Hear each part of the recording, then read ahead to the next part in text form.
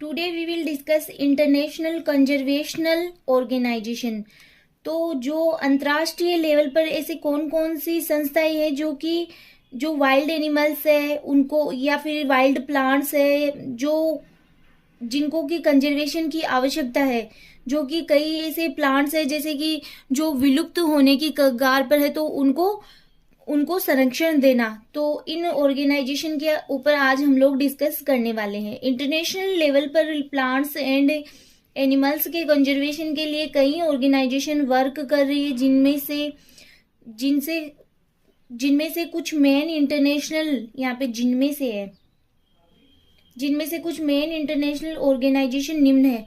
सबसे पहले है IUCN, international union for conservation of nature and natural resources. The IUCN is an international organisation. अब हम international अंतर्राष्ट्रीय संस्थाएं पढ़ रहे हैं या संगठन पढ़ रहे हैं, तो इनमें IUCN भी क्या है, एक प्रकार की इंटरनेशनल ऑर्गेनाइजेशन है that works in the field of conservation of the world's flora and fauna. This is an important international body specially light of IUCN red list. तो IUCN के अंतर्गत क्या होता है कि जो रेड लिस्ट या फिर जो रेड डाटा बुक होती है, जिसके अंतर्गत 9 कैटेगरीज ऐसी आती है, जिसके अंतर्गत जैसे कि एंडेंजर्ड स्पीसीज है या फिर जो विलुप्त होने वाली स्पीसीज है, उनका डाटा रहता है। तो ये एक प्रकार का क्या है, डॉक्यूमेंट है। तो इसके ऊपर फोकस करता है IUCN। It is an organisation the preservation of nature and natural resources. यह एक ऐसी संगठन है या फिर संस्था है जिसके द्वारा जो नेचर और नेचुरल रिसोर्सेज का क्या किया जाता है, प्रिजर्वेशन किया जाता है। It is established in 5 October 1948। इसका हेड ऑफिस है Gland, Switzerland. The IUCN is the world's oldest global environmental organisation. Next आपके it works for the conservation of nature and the sustainable use of natural resources. यह इसके ऊपर work करता है कि इसके द्वारा जो नेचर और जो नेचुरल रिसोर्सेज है उनका सस्टेनेबल यूज में लेना। IUCN publish the red list in 1964। It aims to conserve species with the help of scientific, यहाँ पे साइंटिफिक लिखा हुआ है, scientific knowledge. The IUCN red list provide taxonomic data. जो IUCN रेड लिस्ट होती है वो टेक्सोनोमिक डाटा भी प्रोवाइड करवाती है, conservation status and distribution information on species that are facing a high risk of global extinction. कि इस प्रकार की प्रजातियां जो हाई रिस्क से गुजर रही है या फिर विलुप्त हो रही है, इनका इंफॉर्मेशन IUCN के द्वारा ही हमें पता चलती है। इनका स्टेटस क्या है कि कौन सी स्पीसीज है वो विलुप्त होने वाली है या फिर हाई रिस्क पे है, तो उनको क्या किया जाता है, कंजर्व किया जाता है, उनको सुरक्षा प्रदान की जाती है, उनका प्रोटेक्शन किया जाता है। World wide fund for nature, WWF। इसका कई बार फुल फॉर्म भी पूछ लेते हैं कि WWF की फुल फॉर्म, तो world wide fund for nature. It is an international non governmental organisation founded in 1961। It is the world's largest conservation organisation. यह सबसे बड़ी ऑर्गेनाइजेशन है। जैसे कि जो ओल्डर है ऑर्गेनाइजेशन की अगर हम लोग बात करें तो उसमें तो आ जाती है IUCN, और वर्ल्ड्स लार्जेस्ट कंजर्वेशन ऑर्गेनाइजेशन है तो वो है WWF। Its original name was wild life fund, जो पहले था, बाद में चेंज होके इस प्रकार से हो गया वर्ल्ड वाइड फंड फॉर। फिर है WWF हेडक्वार्टर्स, वही स्विट्जरलैंड में प्रेजेंट है। फिर है आपके WWF मिशन स्टेटमेंट। WWF का जो मिशन स्टेटमेंट है वो क्या रहा, to conserve nature and reduce the most pressing threats to the diversity of life and earth. कि जो नेचर है उसको कंजर्व करना और जो प्रकृति पे प्रेजेंट जो सबसे ज्यादा खतरा है, ठीक है, सबसे गंभीर खतरा है, उसको कम करना। इसका slogan for a living planet है। The famous living planet report started in 1998 is published by the WWF every 2 years.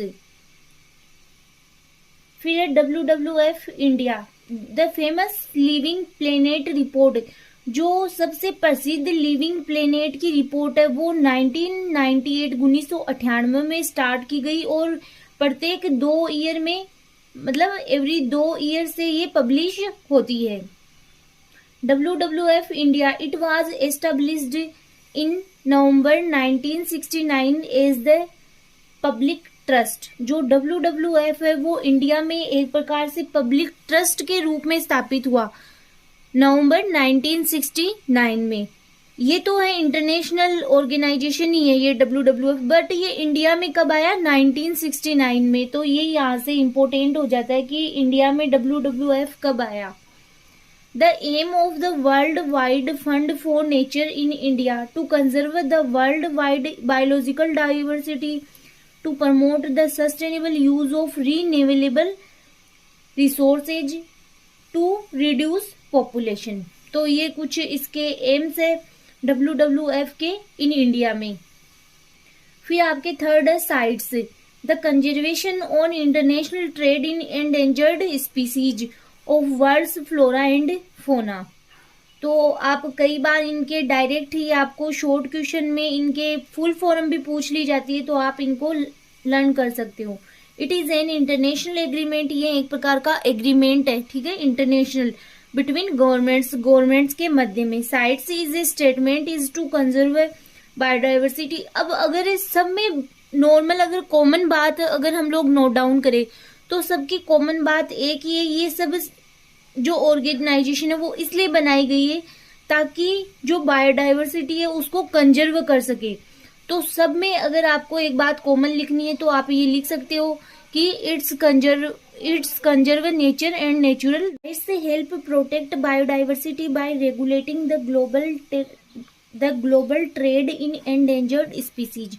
जो साइट्स है वो किसमें हेल्प करती है? बायोडाइवर्सिटी को प्रोटेक्ट करने में हेल्प करती है, और जो प्रजातियां विलुप्त हो रही है उनके वैश्विक व्यापार का विनियमन करती है। तो कौन सा ऐसा एग्रीमेंट है जो विलुप्त होने वाली लुप्त प्राय प्रजातियां हैं उनका अंतर्राष्ट्रीय व्यापार का एक प्रकार का कन्वेंशन है या अंतर्राष्ट्रीय समझौता है, तो वो है साइट्स।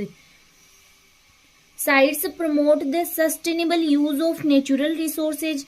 साइट्स है वो किसको प्रमोट कर रहा है? सस्टेनेबल यूज को प्रमोट कर रहा है। तो सब में ये बात कॉमन हो गई।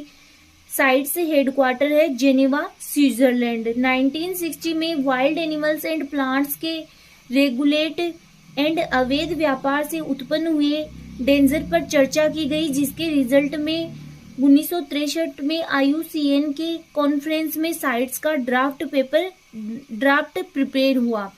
तो साइट्स से एक प्रकार की इस प्रकार की जो ऑर्गेनाइजेशन है जिसके अंतर्गत जो वन्य जीव जंतुओं और वनस्पतियों की जो लुप्त प्राय प्रजातियां है उनका क्या हो रहा है? अंतर्राष्ट्रीय व्यापार हो रहा है। तो उनके ऊपर एक समझौता हुआ है, अंतर्राष्ट्रीय व्यापार पर एक समझौता या कन्वेंशन हुआ है।